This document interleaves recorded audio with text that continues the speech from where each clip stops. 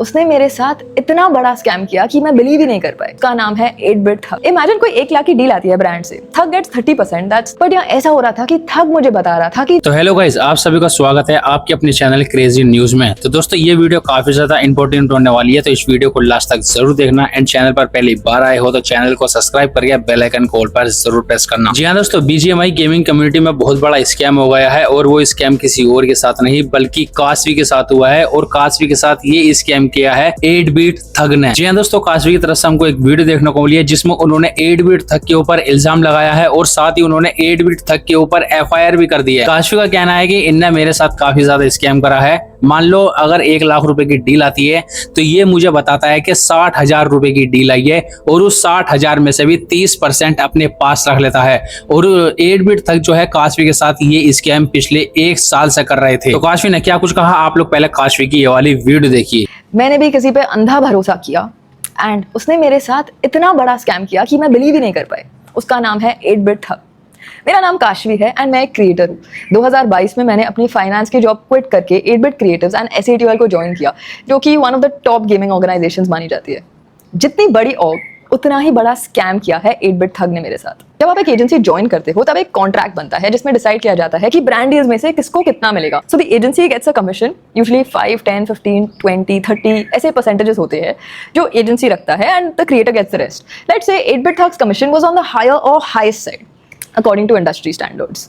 SATOL के rules काफी strict होते हैं, little bit like a cult. जैसा हेड्स ने कहा है वैसा मेंबर्स करते हैं and I made sure to follow all the rules. Time से काम करना, ओके पेज के लिए वीडियोस बनाना एंड उनमें पार्टिसिपेट करना। SATOL में तो we call each other a family. सोचो, फैमिली बोल के किसी के साथ ऐसे स्कैम करना। There was one point where I was about to leave SATOL after Scout left and Thug told me to stay because वो financial hit को sustain नहीं कर पाता। एंड मैंने बोला okay, I stayed on for longer सिर्फ ताकि वो मेरे साथ स्कैम कर पाए। Anyway, so getting back to how it happened. ये एक एग्जांपल है, by the way, are not real facts and figures. Imagine कोई 1 लाख की डील आती है ब्रांड से, ठग गेट्स 30%, दैट्स 30,000 रुपए एंड मुझे मिलने चाहिए 70%, that's 70,000 rupees minus tax etcetera etcetera. But यहाँ ऐसा हो रहा था कि ठग मुझे बता रहा था कि जो डील आई है वो डील ही 60,000 की है, जबकि डील का अमाउंट भले ही 1 लाख हो। फिर 60% में से भी वो 30% काट के मुझे दे रहे थे 42,000 रुपीज़ एंड खुद 58,000 रुपीज़ रख रहे थे अपने जेब में। धोखा कभी पैसों का नहीं होता है गाइस, भरोसे का होता है।